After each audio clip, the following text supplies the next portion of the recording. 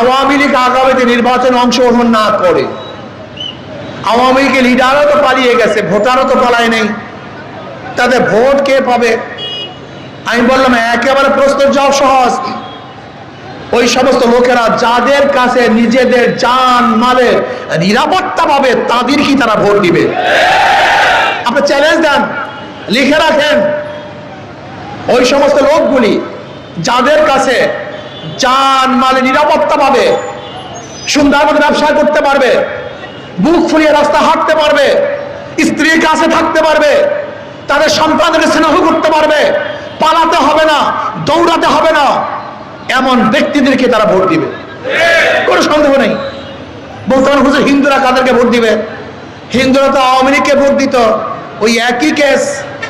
হিন্দুরা তাদেরকেই ভোট দিবে যাদের কাছে তাদের জান মালের নিরাপত্তা পাবে, হিন্দুরা তাদেরকেই ভোট দিবে। আন্দোলন বাংলাদেশের মহতরাম সিনিয়র নায়েবে আমির জুলাই বিপ্লবে